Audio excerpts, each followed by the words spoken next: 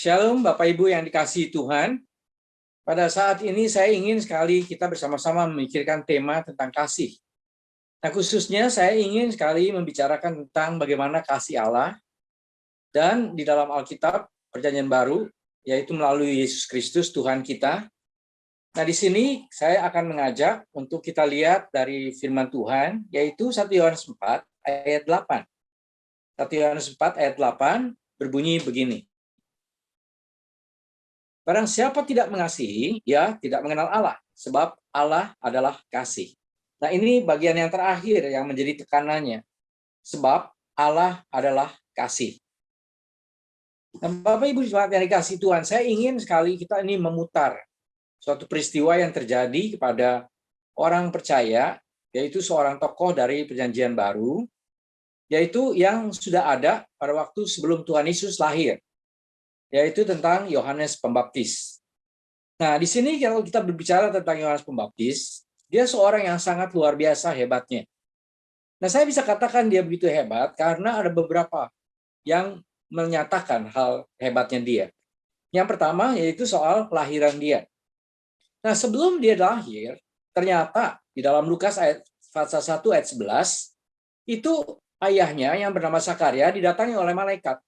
Dan pada saat itulah malaikat berbicara kepada Sakaria, yaitu bahwa Sakaria satu kali akan mempunyai anak. Nah, itu nubuat yang ada di dalam Lukas 1 ayat 13-nya. Nah, di situ dikatakan lebih jelas lagi, dan lebih istimewanya maka, dikatakan bahwa namanya pun sudah diberikan juga oleh Tuhan. Jadi, dia harus menamakan, yaitu tentang nama Yohanes. Nah, di situ ditambah lagi, dikatakan bahwa nanti kalau Yohanes Pembaptis ini lahir, maka orang tuanya dan banyak orang lain akan ikut bersukacita. Inilah dia yang terjadi pada waktu sebelum dia lahir. Nah, berbicara tentang nubuatan tadi, sebelum dia lahir, dikatakan lagi dalam Lukas pasal 1 ayat 15 bahwa dia dipenuhi dengan Roh Kudus. Nah, di dalam Lukas 1 ayat 16 ditambah lagi bahwa melalui dia nanti ada banyak sekali orang yang akan bertobat. Nah, di dalam pasal 1 Lukas kembali ayat 17-nya, orang-orang yang bertobat itu disebutkan bahwa nanti bapak-bapak akan berbalik kepada anaknya dan orang durhaka akan menjadi benar. Jadi terjadi pertobatan yang luar biasa. Dan tanda yang lain yang lebih menyatakan bahwa dia istimewa, yaitu tentang ayahnya sendiri, yaitu tentang Sakaria. Nah, di situ pada waktu malaikat itu tadi datang untuk mengatakan atau bernubuat, maka ayahnya tidak percaya. Nah, apa yang terjadi? Maka karena ketidakpercayaan itu, Allah membuat Sakaria menjadi bisu. Dan dia baru hanya bisa berbicara setelah Yohanes Pembaptis itu lahir. Nah, inilah dia keistimewaan luar biasa kepada Yohanes Pembaptis sebelum dia lahir. Nah, masih sebelum dia lahir, ada tanda lain, yaitu pada waktu ibu dari Yohanes Pembaptis yang Yohanes ada di dalam rahimnya, bertemu dengan Maria, ibu Tuhan Yesus. Nah, pada waktu pertemuan itu terjadi, maka dikatakan Yohanes yang ada dalam rahim itu berlonjak kegirangan atau kesenangan. Itulah kita lihat bahwa istimewanya Yohanes Pembaptis sebelum dia lahir. Nah, sekarang kita loncat sesudah dia berumur sekitar 30 tahun kira-kira, yaitu di mana dia sudah mulai melayani. Nah, di situ pada waktu dia melayani dengan sangat luar biasa. Nah, saya katakan luar biasa karena beritanya sangat keras. Di mana dia berkata bahwa orang-orang banyak itu sama dengan ular beludak. Nah, itu satu istilah yang menyatakan bahwa seseorang itu menjadi degil atau bebal. Itulah dia hubungannya dengan ular beludak. Dan lebih daripada itu, bukan hanya demikian, tetapi ditambah lagi, orang yang disebut sebagai ular beludak, itu orang yang menyakiti orang lain tanpa terasa. Nah, inilah dia. Tetapi yang luar biasa, dikatakan pendengarnya sekarang. Nah, pendengarnya ternyata bermacam-macam orang yang hadir. Kalau di dalam Matius pasal 3 ayat 7-12, dikatakan bahwa orang Farisi, orang Saduki, itu yang hadir. Nah, di dalam Lukas pasal 3 ayat 7-14, itu ditambah. Orang-orang yang hadir itu adalah orang banyak, terus pemungut cukai. Nah, kalau kita bilang orang banyak, mungkin itu masyarakat bawahan atau masyarakat umum yang tidak punya peran apa-apa. Tetapi kalau kita berkata juga pemungut cukai datang, maka pemungut cukai kebanyakan adalah memang orang Yahudi, tetapi yang bekerja kepada tentara atau kerajaan Romawi. Nah, di situ bukan berhenti di sana. Ternyata dikatakan juga prajurit-prajurit Romawi pun akhirnya juga datang. Jadi dengan kata lain, pada waktu Yohanes Pembaptis itu berbicara, yang hadir itu dari semua golongan orang. Dan apa yang terjadi? Dikatakan bahwa semuanya atau kebanyakan paling tidak dari mereka itu bertobat karena berita dari Yohanes Pembaptis. Jadi kita bisa melihat luar biasa hebatnya pada waktu dia melakukan pelayanan. Nah, sekarang kita bicara tentang berita kerasnya lagi. Ternyata pada waktu dia berbicara bukan hanya kepada orang banyak atau juga pada orang-orang pegawainya dari kerajaan Romawi, tapi ternyata dia tidak tanggung-tanggung. Apa yang dia lakukan? Dia lakukan nada kerasnya itu kepada seorang pemimpin yang sangat luar biasa berkuasanya, yaitu Herodes, yang pada waktu zaman Islam dia marah pada Herodes Antipas karena Antipas itu melakukan perzinahan kepada istri dari sepupunya sendiri, yaitu yang bernama Herodias. Nah, disitulah kemarahan dari Yohanes Pembaptis menegur Herodes Antipas. Jadi kita bisa melihat pelayanan dia luar biasa. Dan yang paling hebat dari pelayanan dia ialah dia diberikan hak istimewa oleh Tuhan, yaitu di mana dia boleh membaptis Tuhan Yesus. Dan hak istimewa yang luar biasa untuk membaptis Tuhan Yesus ini ternyata itu terjadi dengan satu peristiwa yang luar biasa hebatnya. Karena pada waktu pembaptisan itu terjadi, maka Roh Kudus juga datang dengan tanda burung merpati. Dan ditambah lagi, Allah Bapa pun turut campur, yaitu dengan berbicara tentang siapa Tuhan Yesus itu. Jadi dengan kata lain kita bisa melihat kehebatan Yohanes Pembaptis, di mana pada waktu dia boleh punya hak melayani Tuhan Yesus, yaitu membaptisnya, juga Allah Tritunggal hadir di sana. Jadi Tuhan Yesus ada, Roh Kudus ada, dan Allah Bapa juga hadir. Nah, inilah dia kehebatan Yohanes Pembaptis.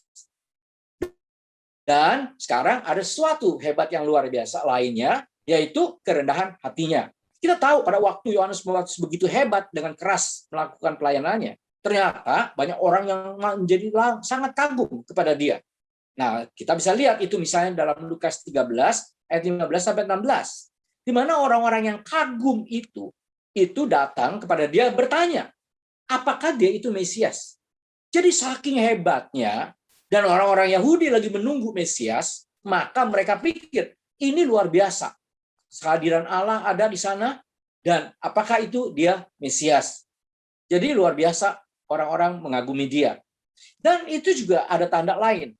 Orang-orang mengagumi dia, yaitu lama setelah terjadi pelayanan dia, Tuhan Yesus di tengah perjalanannya ternyata bertanya kepada murid-murid tentang siapa dia. Nah, pada waktu itu memang Petrus yang mewakili murid-murid untuk menjawab siapa itu Tuhan Yesus. Nah, pada waktu itu Petrus mengutip apa yang ada dalam pikiran orang banyak. Karena Petrus berkata, orang banyak berkata bahwa Tuhan Yesus itu apakah Elia, apakah Yeremia yang hadir kembali atau bangkit lagi, atau Yohanes Pembaptis.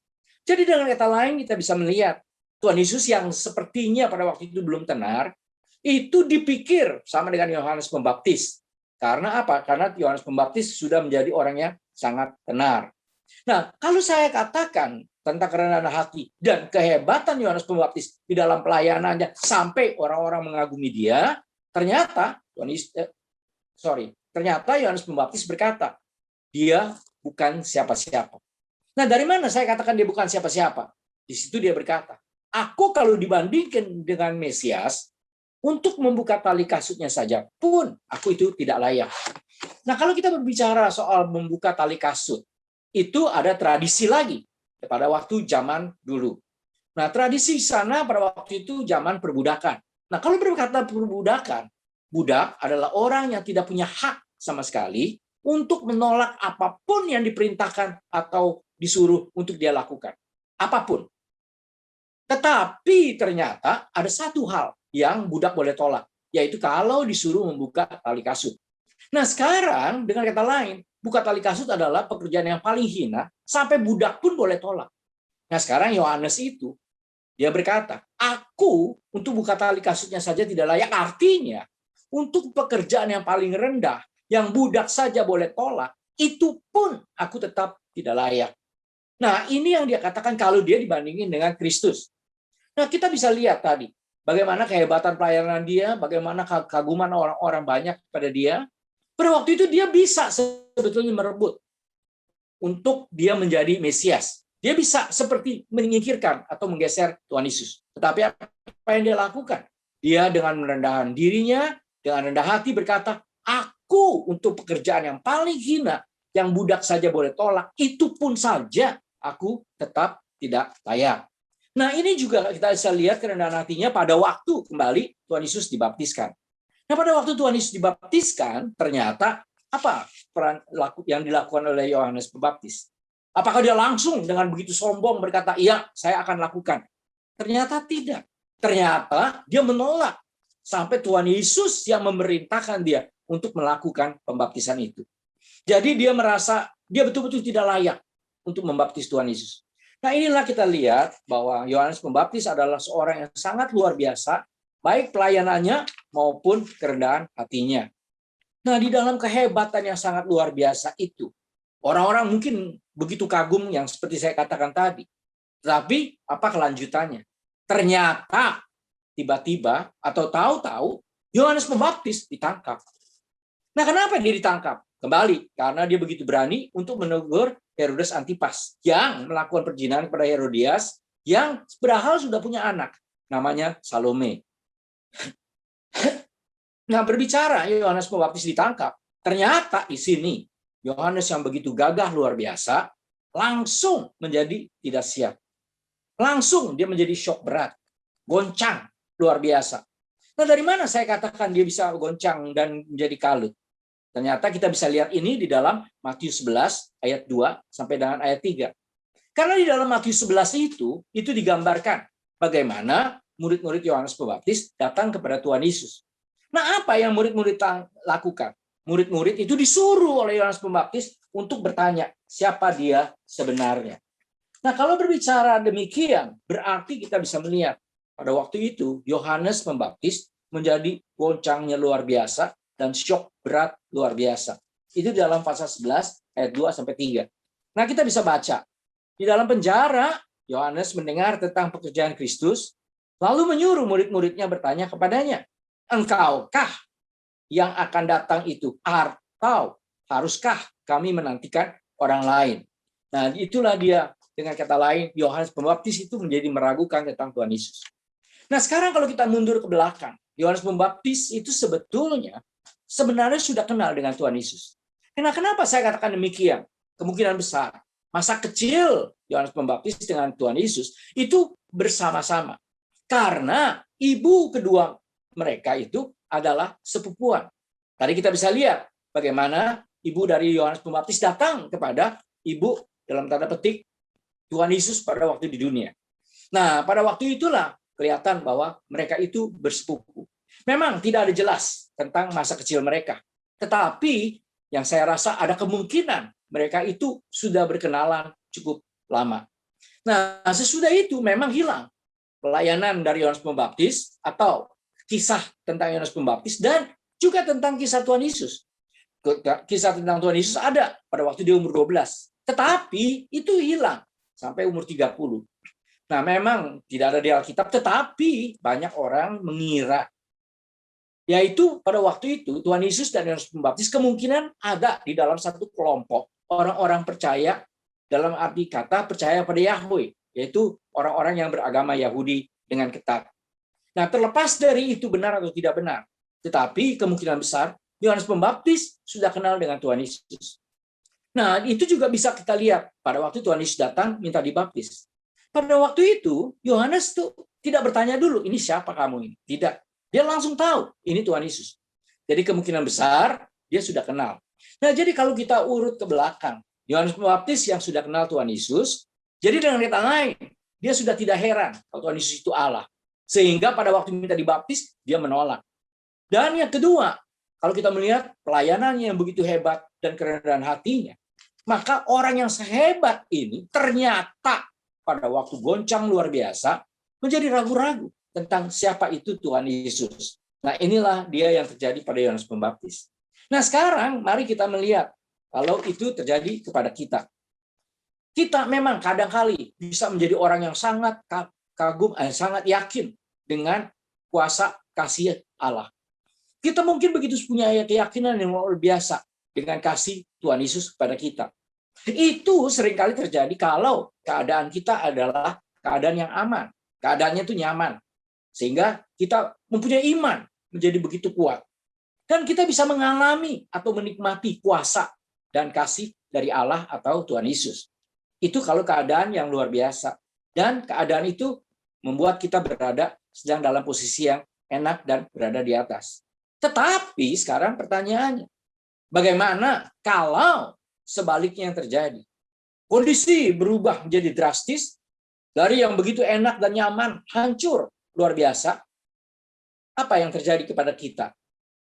Pada waktu itu mungkin kita berpikir Allah atau Tuhan Yesus seakan-akan diam saja. Nah, seakan-akan meninggalkan kita. Bahkan parahnya kita bertanya, apakah Tuhan itu masih mau atau masih berkuasa untuk melindungi kita? Inilah yang terjadi. Nah, kembali kepada kondisi kita orang percaya. Saya melihat dan saya percaya, kita tidak selalu berada di dalam keadaan aman. Ada kadang-kali kita berada di kalangan bawah. Dan dalam keadaan yang di bawah ini, mungkin kalau kita seorang businessman, kita bisa gagal. Mungkin kalau kita menjadi seorang pegawai, kita mungkin dikeluarkan atau di PHK atau diperlakukan yang tidak pantas atau tidak enak. Dan itu membuat kita menjadi goncang. Dan berbicara soal kesehatan, kadang-kali kita dalam keadaan prima, tetapi kadang-kali itu jadi membuat kita down, yaitu pada saat terjadinya penyakit yang ada dalam tubuh kita. Dan apalagi penyakit itu membuat kita menjadi lumpuh dalam tanda petik, tidak berdaya dan bahkan sampai berujung kepada kematian. Nah, kalau kita berkata seperti ini, dari keadaan yang luar biasa enak, tahu-tahu bisa jatuh luar biasa, itu kita bisa bandingkan dengan zaman kita sekarang. Sekarang ini COVID-19 merajalela sehingga pandemi terjadi. Dan ini bukan hanya di kota kita dan bukan hanya di Indonesia, tetapi juga di seluruh dunia. Dan sekarang kita melihat agak aneh. Kita berkata ini terjadi di seluruh dunia. Dan kadang-kadang yang ada dalam pikiran kita, penyakit ini masih ada jauh sekali di sana. Kita tidak tahu atau tidak kena. Tetapi sekarang penyakit itu menjadi dekat dengan kita. Menjadi bagian dari keseharian kita. Dan itu membuat kita menjadi betul-betul goncang. Dan goncangnya mungkin kita tidak kena atau tidak mengalami. Tetapi ternyata orang-orang yang tadinya kita dengar adalah orang-orang yang jauh yang kita tidak kenal, sekarang ternyata orang-orang yang ada dekat dengan kita. Bahkan ada orang-orang yang menjadi bagian dari keluarga kita. Nah, di dalam keadaan inilah kegoncangan bisa terjadi. Nah, pada waktu saya katakan kegoncangan kita bisa terjadi, mungkin iman kita menjadi lumpuh dalam tanda petik. Kembali, kita mungkin bertanya, mengapa Tuhan diam saja? Apakah Tuhan ada? Dan kalau ada, apakah Tuhan masih berkuasa? Dan apakah Tuhan masih berkuasa, tapi Tuhan meninggalkan saya? Dan ini akhirnya membuat saya menjadi kecewa kepada Tuhan. Atau kita mungkin nggak berani mengungkapkannya. Ada dalam hati kecil kita. Kita mungkin marah pada Allah atau marah kepada Tuhan. Kenapa? Dan dosa apa? Kita tidak melakukan apa-apa. Tetapi kenapa ini semua terjadi? Nah, kalau kegoncangan ini membuat akhirnya kita menjadi kecewa dalam tanda petik kepada Tuhan, maka saya merasa bahwa itu adalah sangat manusiawi. Nah, saya katakan sangat manusiawi karena memang kita, ini manusia adalah fragile, yaitu rapuh. Kita setiap saat bisa goncang, setiap saat bisa hancur. Nah, di dalam keadaan demikian, kalau kita kembali membandingkan dengan Yohanes Pembaptis, kita melihat dan bayangkan orang yang sehebat Yohanes Pembaptis itu bisa goncang pada waktu dia berada di dalam keadaan yang sangat luar biasa menyakitkan. Nah, bagaimana dengan kita? Saya rasa itu juga bisa terjadi. Nah, sekarang kalau kekacauan dan kegoncangan itu terjadi, mari kita lihat bagaimana sikap Tuhan Yesus kepada kita.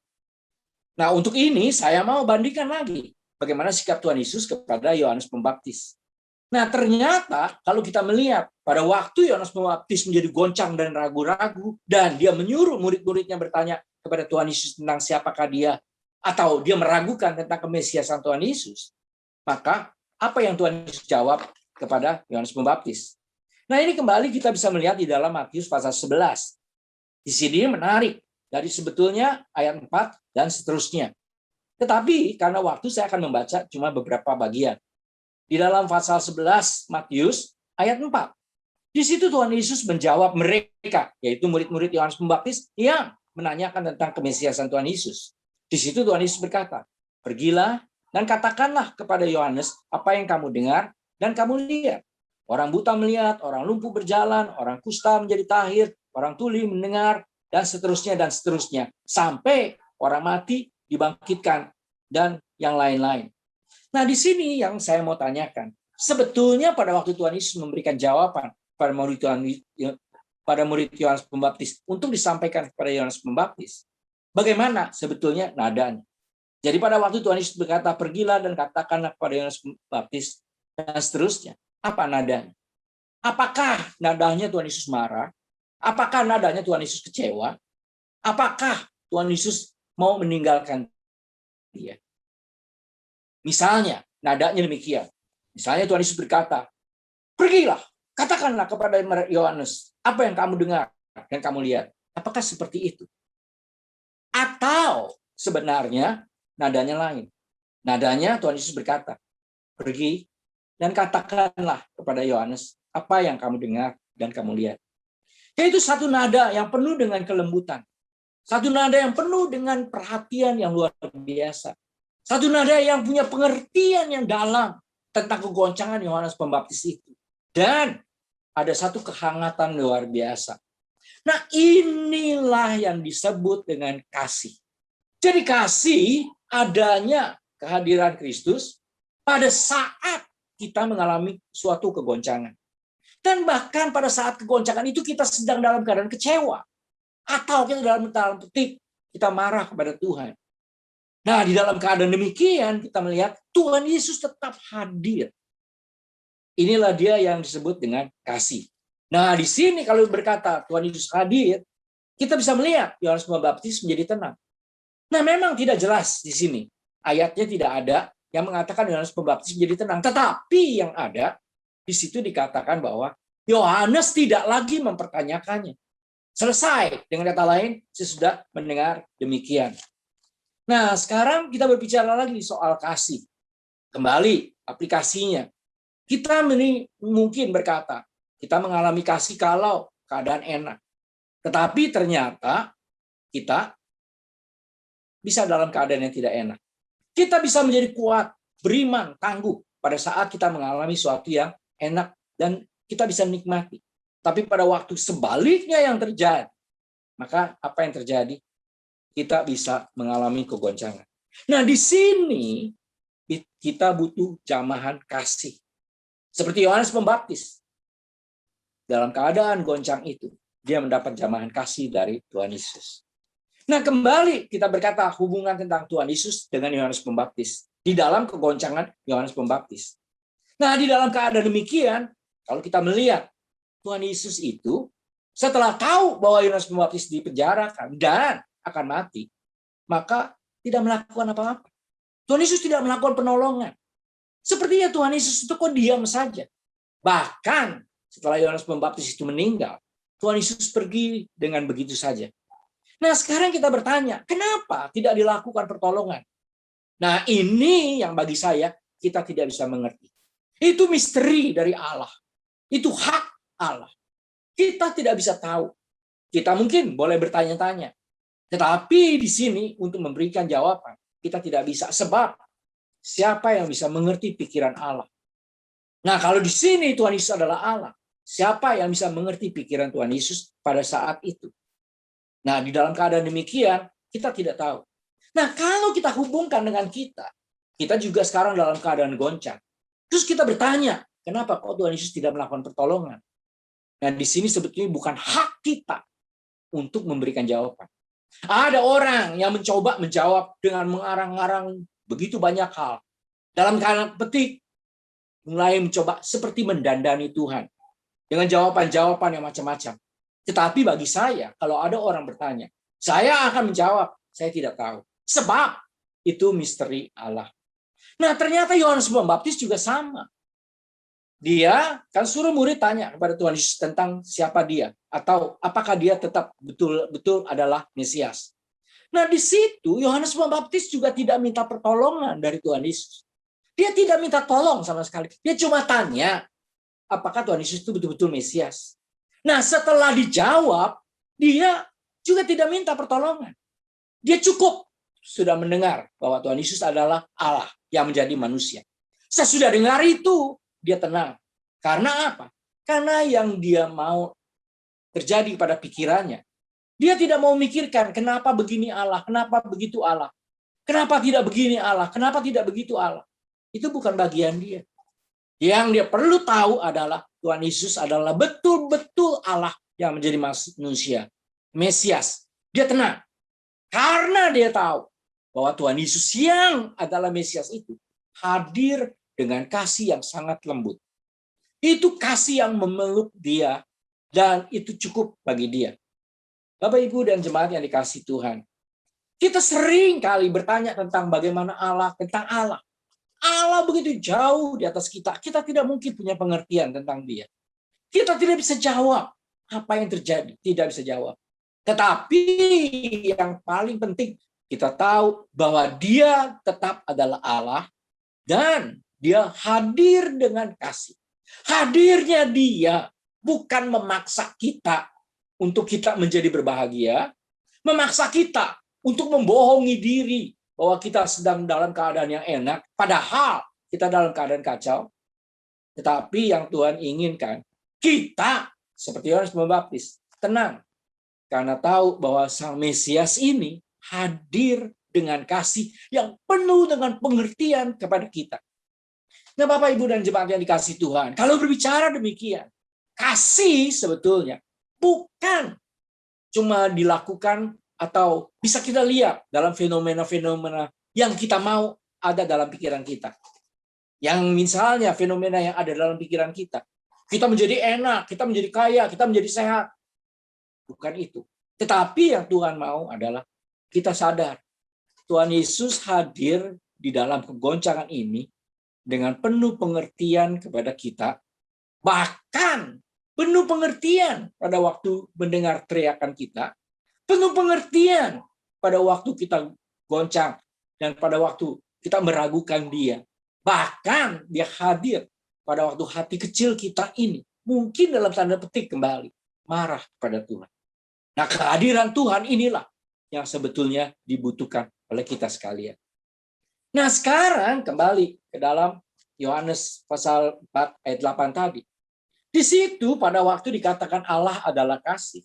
Dan kita sudah lihat kasih Allah yang dilakukan di dalam diri Tuhan Yesus kepada Yohanes Pembaptis. Maka di sini sebetulnya ayat itu berkata, supaya kita pun bisa saling mengasihi kepada sesama kita. Paling tidak kepada saudara seiman kita. Nah, Bapak, Ibu, dan jemaat yang dikasihi Tuhan, kasih itu bukan cuma sekedar ngomong. Mungkin kasih itu tidak merubah sesuatu yang tidak enak menjadi enak. Bukan. Tapi kasih adalah kehadiran dari Tuhan Yesus kepada Yohanes Pembaptis. Atau kalau itu kita aplikasikan kepada kita, kasih Kristus kepada kita. Nah, sekarang Tuhan Yesus ingin kasih seperti itu. Itu juga yang ada pada kita. Bapak, Ibu, dan jemaat yang dikasihi Tuhan, adakah kasih kita kepada sesama kita? Dalam arti kita bisa mengerti dia luar biasa. Nah, saya melihat ada berbagai macam orang-orang percaya. Ada orang percaya yang mau mengatakan bahwa kalau dia percaya, dia harus kaya, dia harus sehat, harus pokoknya yang enak. Tetapi ada juga yang bisa mengerti, tapi tidak bisa menerima kalau ada orang percaya itu dalam keadaan goncang. Nah, seringkali akhirnya kita itu seringkali mau datang kepada orang-orang yang sedang goncang, tapi kita tidak hadir di dalam tangis dia. Bahkan lebih ngerinya, kita hadir dengan menghakimi dia. Ya Bapak, Ibu, dan jemaat yang dikasihi Tuhan Yesus. Kita melihat bagaimana Yohanes Pembaptis itu mengalami kehadiran Tuhan Yesus dan dia merasakan betul-betul, dia menikmati kasih Allah. Nah, itulah yang Tuhan Yesus inginkan yang ada dalam 1 Yohanes 4 ayat 8 tadi. Yaitu bagaimana kita pun bisa hadir kepada orang-orang yang dalam keadaan goncang. Mengerti dia. Nah, kalau saya misalnya datang kepada orang yang sedang down, apa yang saya lakukan? Sering kali kita itu mau memberikan nasihat, kita mau memberikan teguran, dan itu mungkin bisa menyakiti dia luar biasa. Dan di dalam keadaan demikian, mari kita belajar dengan bagaimana Tuhan Yesus hadir kepada Yohanes Pembaptis. Cukup kita duduk, kita mendengarkan, kita mengerti bagaimana tangisnya dia. Inilah kasih. Kasih itu melampaui segala hal. Tapi kasih yang sesungguhnya adalah kasih yang penuh dengan pengertian dan hadir di dalam penderitaan yang sedang dialami oleh orang-orang. Inilah dia kasih. Nah, Bapak, Ibu, dan jemaat yang dikasihi Tuhan, melalui renungan ini, mungkin kita goncang dan kita butuh kasih Kristus. Tetapi bisa juga kita dalam keadaan yang baik, tapi kita bertemu dengan banyak orang yang sedang goncang. Saya harus jujur, saya pernah goncang. Dan saya yang butuhkan adalah bagaimana orang hadir dalam saya goncang. Dan sekarang, setiap hari saya mendengar ada saudara, ada teman dekat bahkan, yang tahu-tahu kena COVID, yang tahu-tahu kena cancer, yang tahu-tahu meninggal, tahu-tahu menderita, tahu-tahu bangkrut, hampir setiap hari. Pertanyaannya adalah, bagaimana saya hadir kepada orang-orang? Apakah saya sekedar cuma bacakan firman Tuhan yang memberikan hiburan, padahal sebenarnya mungkin itu menyakiti mereka. Karena pada waktu saya melakukan itu, tidak ada satu pengertian yang memasukkan perasaan mereka itu ke dalam perasaan saya, sehingga perasaan saya menjadi perasaan mereka. Tidak. Bapak, Ibu, di jemaat yang kasih Tuhan, bagaimana Tuhan Yesus begitu indah terhadap Yohanes Pembaptis. Dia hadir di situ. Kita, pada waktu bertemu dengan saudara-saudara seiman kita yang dalam keadaan goncang. Atau justru orang yang tidak percaya yang dalam keadaan gawat. Apakah kita juga bisa hadir, menyatakan kasih? Inilah sesungguhnya yang dibutuhkan pada zaman sekarang. Demikianlah firman Tuhan. Kiranya kasih Tuhan Yesus kepada kita, itu bisa kita rasakan kehadirannya, seperti Yohanes Pembaptis merasakannya. Dan kita juga boleh menjadi utusan-utusan Tuhan Yesus, datang kepada mereka dan hadir kepada mereka, memeluk mereka dengan penuh kehangatan.